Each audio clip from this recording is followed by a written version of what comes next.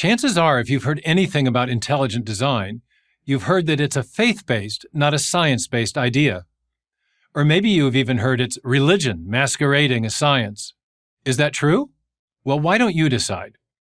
According to evolutionary biologists, such as Richard Dawkins of Oxford University, living systems give the appearance of having been designed for a purpose. But that appearance is merely an illusion. Why?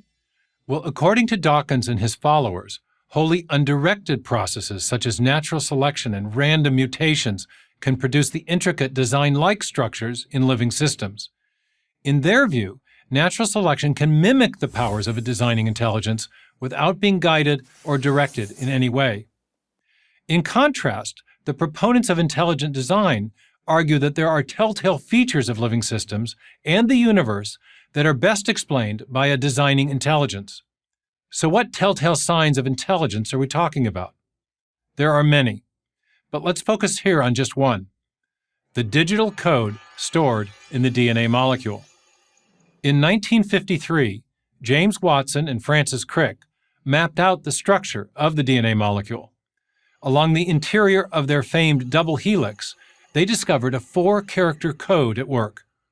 They soon realized that sequences of precisely positioned chemicals, called nucleotide bases, store and transmit the assembly instructions, the information, for building the crucial protein molecules that cells need to survive. No protein molecules, no life. Crick later proposed that the chemical constituents in DNA function like letters in a written language or digital symbols in a computer code. Just as well-functioning computer code depends upon precise sequences of zeros and ones, so too does the function of the DNA molecule depend upon the specific arrangement of chemical bases along the spine of the double helix.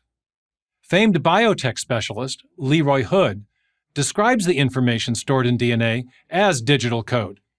Even Richard Dawkins has acknowledged the machine code of the genes is uncannily computer-like.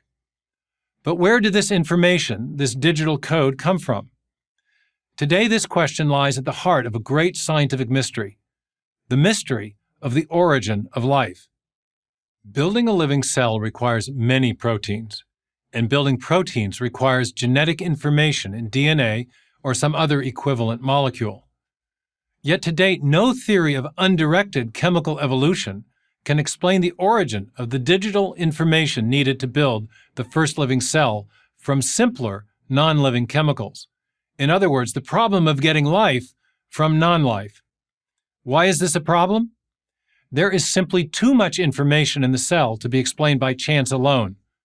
The probability of generating a section of DNA code capable of building just one functional protein by chance is vanishingly small, even taking into account the multi-billion-year history of the universe.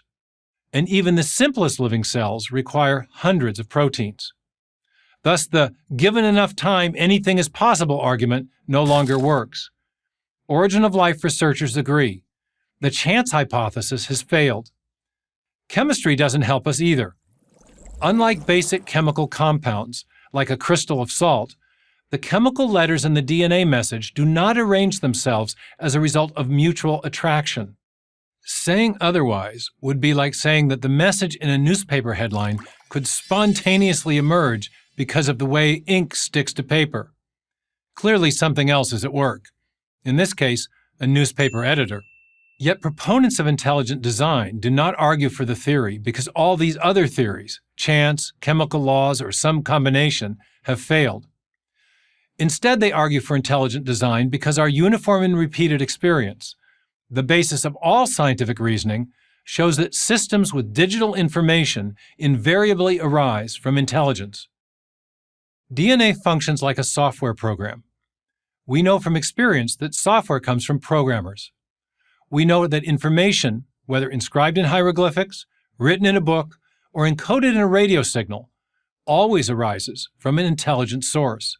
So the discovery of information at the foundation of life in even the simplest living cells provides strong grounds for inferring that a designing intelligence played a role in the origin of life. So contrary to what you may have heard, intelligent design is not based on religion, but on scientific discoveries.